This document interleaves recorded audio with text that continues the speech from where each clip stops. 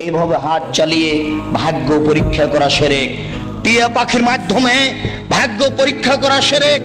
হাতের দাগ দেখে ভাগ্যের কথা বলা শিরক।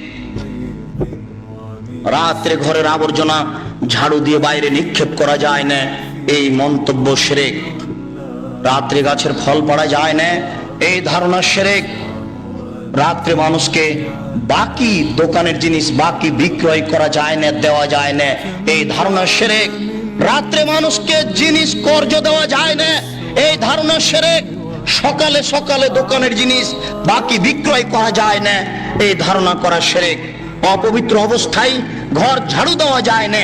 আপনার স্ত্রী, আপনার বৌমা অপবিত্র অবস্থায় ফরজ গোসল না করে ভাত রান্না করতে পারে না, ঘর ঝাড়ু দিতে পারে না, এইগুলি ধারণা করা শিরক। আপনার স্ত্রী, আপনার বৌমা অপবিত্র অবস্থায় ফরজ গোসল না করে সব কিছু করতে পারে, ঘর ঝাড়ু দিতে পারে, ভাত রান্না করতে পারে, ভাতের পাতিল থেকে ভাত বের করতে পারে, মানুষকে খাবার দিতে পারে, পারে না নামাজ পড়তে, সালাত আদায় করতে, পারে না কোরআন তেলাওয়াত করতে, এ ব্যতীত যা কাজ আছে সবকিছুই করতে পারে। গরুকে লাথি মারা যায় না, এই ধারণা শিরক। ধানের উপর দিয়ে জুতা পায়ে দিয়ে হাঁটা যায় না, এই ধারণা শিরক। হাত থেকে গ্লাস পড়ে গেলে কুটুম্ব আসতে পারে, এই ধারণা শিরক। ঘরের উপরে কাক ডাকছে, কেউ আসতে পারে, এই ধারণা শিরক।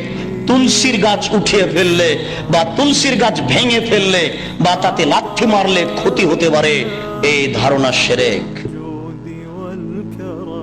এমন দুনিয়াতে কাজ ও কর্ম আছে যেগুলি করলে এই হতে পারে, এই হতে পারে, এরকম নামে যত মন্তব্য আছে এইগুলি সব শিরকের অন্তর্ভুক্ত।